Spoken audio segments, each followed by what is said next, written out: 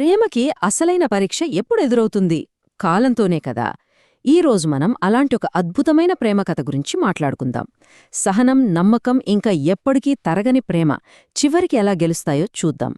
అసలు ప్రేమ కోసం ఎదురుచూడటం, దానికొక లిమిట్ ఉంటుందా? ఎంతకాలమని? ఈ ప్రశ్నకి సమాధానం వెతకడానికే మనం ఈ కథలోకి వెళ్తున్నాం. ఎందుకంటే ఈ కథ మొత్తం సహనం అనే ఒకే ఒక్క పదం చుట్టూ తిరుగుతుంది. సరే, మరి మన కథ ఎక్కడ మొదలైందంటే ఒక చిన్న పట్టణంలో ఇద్దరు యువకుల మధ్య. మన కథలో హీరో అర్జున్ చూడ్డానికి చాలా సింపుల్ బ్యాక్గ్రౌండ్ నుంచి వచ్చాడు. కాని అతని ఆస్తి, అతని మంచితనం, దయతో నిండిన హృదయం, అదే అతనికొన్న అతిపెద్ద బలం. అలాంటి ఆ ఊరికే వచ్చింది సిరి. తన నవ్వుతో చుట్టూ ఉన్నవాళ్లందరినీ, ఆ మాటకొస్తే ఆ ప్రపంచాన్నే సంతోషంగా మార్చేసేంత శక్తి తనది.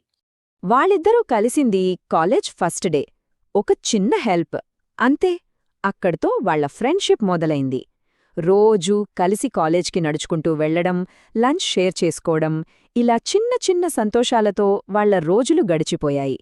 వాళ్ల మధ్య ఒక తెలియని, ప్రత్యేకమైన బంధం ఏర్పడుతుందని బహుశా అప్పుడు వాళ్లక్కూడా తెలిసి ఉండదు.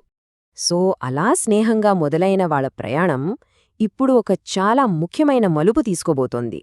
రోజులు గడిచే కొద్దీ వాళ్ళిద్దరికీ ఒకటి అర్థమైంది. తమ అసలైన సంతోషం ఎక్కడో లేదు, ఒకరితో ఒకరు ఉన్నప్పుడే ఉందని.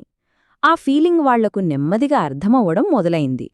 అలా ఒక అందమైన సాయంత్రం వేళ, సూర్యుడు అస్తమిస్తున్నప్పుడు, ఆ అద్భుతమైన దృశ్యం చూస్తూ అర్జున్ తన మనసులో మాట చెప్పేశాడు. సిరి కళ్లలో కూడా అదే ప్రేమ. తను కూడా వెంటనే ఒప్పుకుంది. ఆ క్షణం అది వాళ్ల జీవితంలో ఒక మర్చిపోలేని వాగ్దానానికి నాంది పలికింది. అయితే తెలుసుగా, ప్రతి గొప్ప ప్రేమకథలో ఏదో ఒక అడ్డంకి ఉంటుంది. అలాగే వీళ్ళు ఒకరికొకరు మాట ఇచ్చుకున్నారో లేదో వాళ్ల ప్రేమ ఒక పెద్ద పరీక్షను ఎదుర్కోవాల్సి వచ్చింది. అదేంటంటే సిరి వాళ్ల ఇంట్లో వీళ్ల బంధాన్ని ఒప్పుకోలేదు. ఇక్కడే మొదలైందసలు కథ. వాళ్ల ప్రేమకు ఇది అతిపెద్ద సవాలుగా మారింది.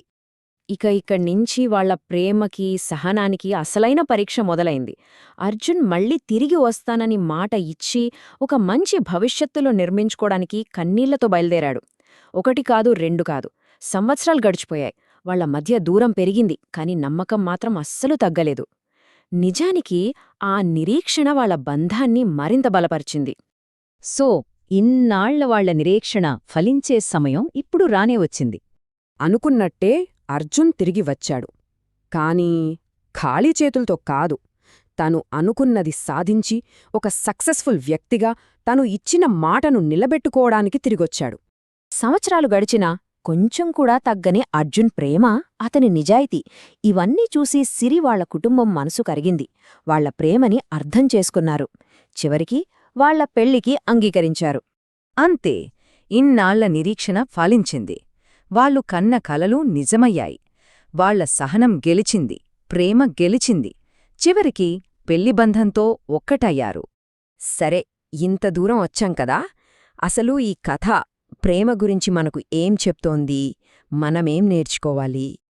ఈ కథ బలంగా చెప్పే విషయం ఒక్కటే: నిజమైన ప్రేమ అంటే కేవలం ఒక ఫీలింగ్ కాదు, అదొక కమిట్మెంట్. సహనం, నమ్మకం, త్యాగం, ఈ మూడింటి మీదే నిజమైన ప్రేమ అనే బంధం నిలబడుతుంది. అర్జున్, సిరి మనకు చూపించింది అదే.